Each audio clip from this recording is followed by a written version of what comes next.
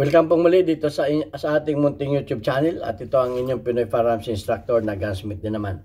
Bago tayo bumati at magpasalamat ay gusto ko na munang basahin ang katanungan, ang ating content mula sa katanungan ni Robin Rigwa. Sabi niya ay, Sir, pwede bang balahan ng 9mm ang super, ang 38 super? Okay, pag-aralan natin yan kung po pwede ba. Bago yan ay gusto ko lang muna kayong pasalamatan sa pagla-like at pag-share ninyo ng ating mga video dahil dumarami naman yung ating mga subscriber dahil yan sa inyo. At maraming salamat sa mga hindi nag-skip ng ads dahil nadadagdagan naman yung ating revenues. Dahil ang ating YouTube channel, ang revenue nito ay tinutulong natin sa pang-charity. May 6 tayong estudyante na mga anak na single parent nating tinutulungan na at least mabigyan natin ng konting baon para makapagpatuloy sila ng pag-aaral.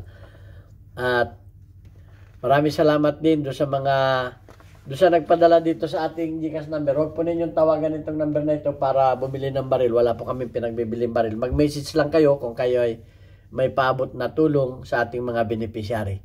Kaya maraming salamat sa iyo, Sir Nolipis America. Nag-text na yung aking anak na ang aking tresurera na natanggap na yung iyong huling ipinadala at yan ay makakaabot yan sa ating mga beneficiary para idagdag sa kanilang mga allowance. Okay, pagpalain ka ng ating Panginoon at sana marami pang pagpapala, blessing ang dumating sa iyo para mas marami ka pang matulungan. Okay, punta na tayo dito sa katanungan ni Ruben Rigwa. Okay, actually wala ko dito ngayong wala ko ditong Super 38 na baril at wala din ako ditong bala. Ang nandito ko lang ay 9mm. So wala kaming super dito sa range. Pero pinag-aralan ko ang bala niyan. So lumalabas sa aking research na hindi magkapareho ang sizes ng bala. Ang 9mm, ang bullet diameter ay 9.01 mm. Ang sa super ay 9.04. So may kaunting 0.03 ang malaki ng konti. Okay, so doon pa lang ay medyo may pagkakaiba na. Pero hindi sa ibig sabihin niya na hindi lulusot yan sa baril. Lulusot at lulusot din yan sa baril dahil napakalit lamang ng 0.03. Maliit lang yun. So, ang pressure ng ang pressure ng 9mm lager ay nasa 35,000 PSI. Ang pressure naman ng super ay 36,500. So, merong 1,500 na lakas. Hindi ganong yan ay hindi ganong deal. Yang pressure na yan. Kumbaga kakayanin din niya ng baril ng kakayanin niya ng dahil mas mahina ang pressure ng 9mm, kayang-kaya yan ng baril ng super. So ang overall length mas mahaba ang overall length ng 38 super. Nasa 32.51 yung overall length. Ito yung overall length. Ang 9mm naman, ang overall length na ay 29.69. Ito. So, ito 29.69. Ito ang So mas mahaba ang ang bala ng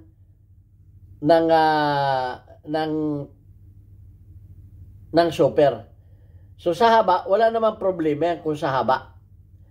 Pero ang nakakamiron din ng problema dito ay yung diameter ng rim. Itong labas ng rim. Kasi ito ang papasok sa chamber. Ang rim diameter ng 9mm lager ay 9.96 millimeter ang ano, ang diameter. 9.96 ang sa ano, ang rim diameter ng ano ay 10.31. So mas malaki o mas mataba. So magkakaproblema yan sa chamber. Magkakaproblema yan. Maaring kumasya yan pero sikip kasi may mga tolerance naman yan. May mga tolerance lalo na kung ano. Pero para sa akin ay hindi obra. Hindi obra. Unang-una, yung diameter mas malaki. Kung yan ay sikip diyan, baka hindi kung yan ay sikip, baka hindi mag-eject, baka kumapit. Although hindi ko pa rin talaga ito nasubukan. At ang isa pa, yung haba, siyempre, ito may stopper. May stopper ito. Pagka inilagay mo ito sa chamber ng ano, sa chamber ng 38 chopper, siyempre lubog yan. Ang maghahawak lamang niyan, kung sakasakali ay yung kanyang ano, yung kanyang extractor. Pero pag tinamaan ng firing pin yan, posibleng umabante pa paloob at hindi pumutok. Okay, kung sakali mang halimbawa, nag-experiment kayo, di ko naman ano, pumutok, hindi ko pa rin ina-advise na gamitin ninyo. Halimbawa, halimbawa, kumasya, pumutok, hindi ko pa rin ina-advise na gamitin ninyo yan. Yung 9mm sa Super 38 na chamber. Bakit kanyo? Kung gagamitin ninyo sa self-defense o sa halimbawa, nag-testing kayo ng mga ilang bala, pumutok, pwedeng mag-malfunction yan. Pwedeng mag-malfunction. Maraming po pwedeng mangyari yan. Paano kung umasa-asa kayo na yan ay pumuputok dyan? For ng argument, pumuputok yan. Pero hindi ko pa rin i-advise. Kasi, baka mag-malfunction yan. Baka kung kailan, alam niyo minsan ng pagkakataon, kung kailan kayo ninyo dapat kailangan ng gamitin at yun na yung point ng makakasalba ng inyo ay doon nag-malfunction. Ngayon, pang self-defense ninyo, pang home defense. Dahil tinisting ninyo, pumutok mga ilang bala. Paano kung sa actual ng labanan ay nag-malfunction? Di, kung i-advise ko sa inyo na po pwede yan, di, ako pa sinisi ninyo na nalagay sa alanganin ng buhay ninyo. Ang advice ko, gumamit kayo ng bala na design dun sa inyong chamber, sa inyong baril. Ang advice ko. Although yan ay, halimbawa na pumutok yan, dahil hindi ko pa rin natitesting halimbawa pumutok yan, baka nga, pagdating ng pagkakataon, yung bala na nakadesign doon sa chamber na yan ay nagmamalfunction pa. Hindi ang kamukha ng revolver na naka-chamber na. At kasi ito, ang mga pistol kasi, kapag kakaiba yan, ay papasok yan ng mag-automatic na pasok yan dyan. Hindi man yan nakapasok dyan. Paano kung yan ay nagmalfunction? O hindi man nag-eject yan pagdating na ngayon ng pangangailangan. At sinabi ko sa inyo na po pwede. Di, nasisi ninyo ako. O bakit naging dahilan pa ng buhay ninyo. So, hindi ko yan ina-advise. Bagaman yan ay pumutok man yan, hindi ko ina-advise yan. Ito pang isa. Halimbawa naman at yan ay nagamit ninyo. Yan ay nagamit ninyo. So, magkakameron niya ng halimbawa, may lisensya yung baril. At yan ay dumating sa legal na usapan. At ang nakuhang basyo o ang nakuhang bala ay ang nakuhang ebidensya ay 9mm, pero ang registered mong baril ay super. So magkakameron yan sa legal na usapan.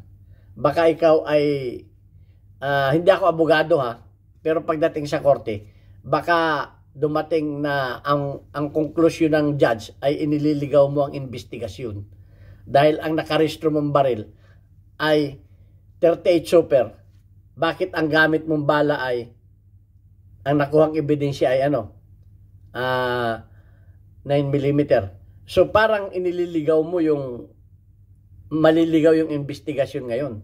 So maaring mabutasan ka dyan. Although hindi ako abogado, yan ay isang advice ko lamang.